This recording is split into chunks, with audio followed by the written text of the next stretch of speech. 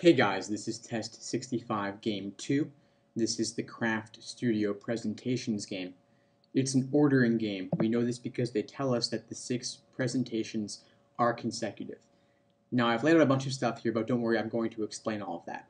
We've got the people J, K, and L, as well as the presentations that they're able to make. We've got the 6 spaces, 1 through 6, and 2 levels.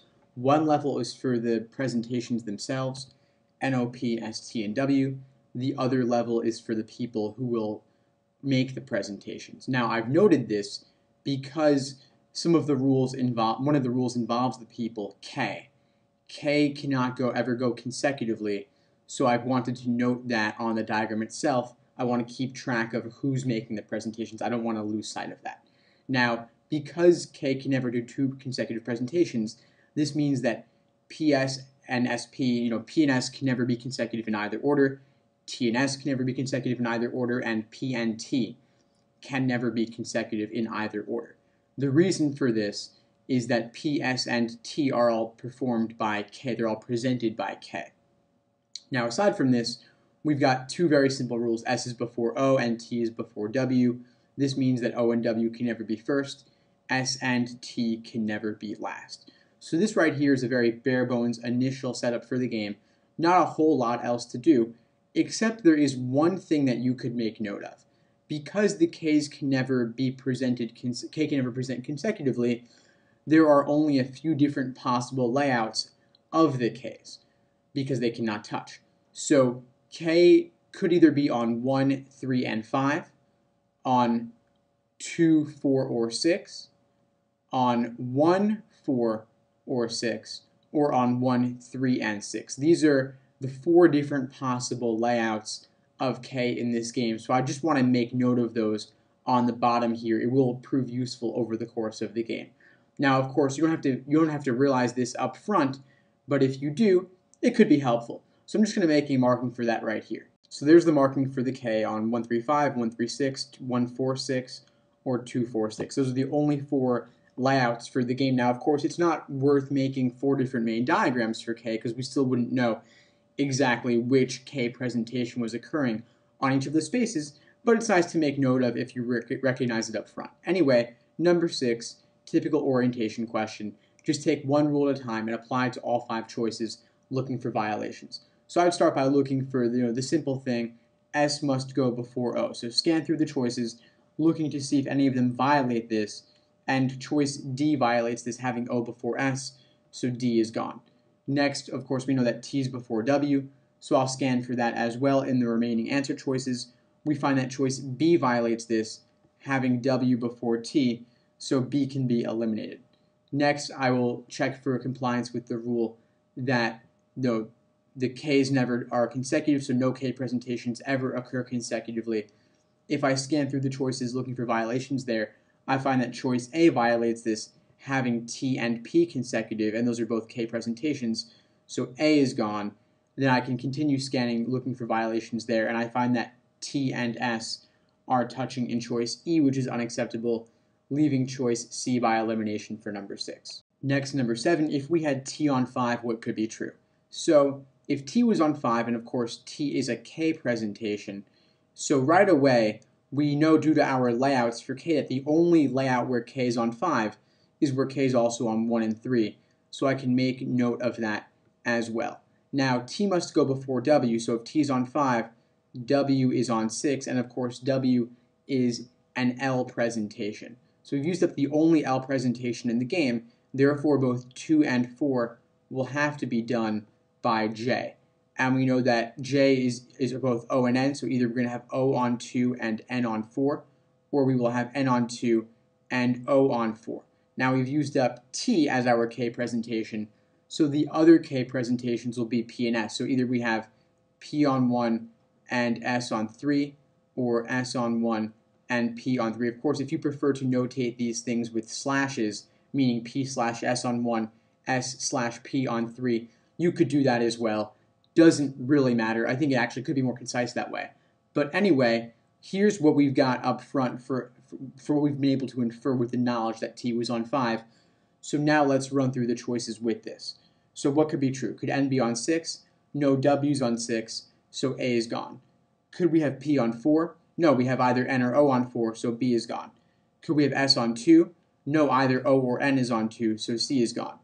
Could we have S on 3? Yes, we certainly could. S could be on either 1 or on 3, depending where P goes. So D is our answer for number 7. I will look at E, though. W on 2, of course, no W's on 6, so E's gone, leaving D if you didn't get it before for number 7. Next, number 8, if we have N on 1, what could be true? So if N's on 1, of course, and we know that N is going to be J, therefore we are not going to have K on 1. K must then go on 2, 4, 6 for certain, so I'm going to note that right away. We got K on 2, K on 4, and K on 6. Now the only things remaining, of course, are J and L, so we could have J on 3 or L on 3, and then whichever one doesn't go on 3 will have to go on 5. So we've been able to determine quite a lot here regarding the layout of the people. We just don't know a whole lot regarding the presentations. But that's okay, not a big deal. I'm just going to note that since N's on 1 now, we know that O and W cannot be on 2 because we're not going to have either S or T going on 1, which would be before that. So we'll run through the choices now. Could O be on 6? Well, K's on 6, and K is not able to do O. J has to do O, so A is gone. Could we have P on 2?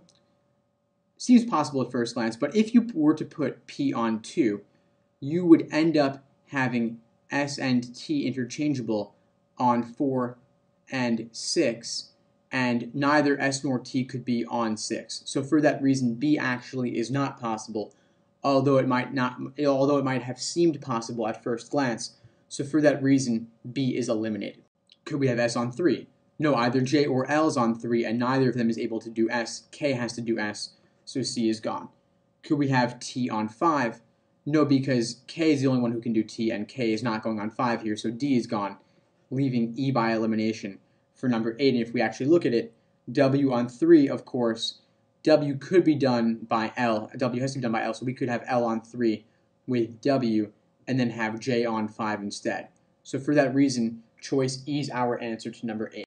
Additionally, we made a very valuable inference here that P can actually never be on 2 at all, because P is always done by K. So if we were to have P on 2, it would have to be in the K246 layout.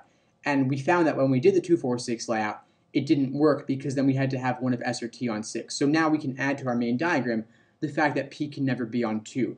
A very difficult inference to make, one that we didn't make up front, but now we know that it always has to be the case going forward that P is never on 2 in any circumstance. So pretty valuable inference to make that could help us later. Anyway, number 9, J cannot give both what? So we want to find the 4 things that J could give both of, eliminate them, and whatever remains will be our answer for number 9. So, could J give both 1 and 3? Yeah, if K was doing 2, 4, and 6, J could do 1 and 3, and L could do 5. That would work perfectly fine, so A is eliminated. Could J give both 1 and 4? No, because K is always doing at least one of 1 or 4. In the scenario where K is not doing 1, it's definitely doing 4, and the scenarios where K is not doing 4, it's doing 1. So B is impossible and is our answer to number 9 due to the K layouts. I'll look at the rest though. Could J do both 1 and 5? Yeah. If we had K doing 2, 4, 6, J could do both 1 and 5, and then L would do 3. Works perfectly fine, so C is eliminated. Could J do both 2 and 3? Yeah, if we had K doing 1, 4, 6, J could do both 2 and 3, and L would do 5. Works perfectly fine, so D is gone. And then finally E, could J do both 2 and 4? Yeah, if K was doing 1, 3, 5, J could do 2 and 4, L could do 6. That works fine, so E is eliminated for number 9, leaving B if you didn't get it before. Next, number 10, if N was on 6, what must be true? So of course, if N is on 6, it's being done by J because J always does N.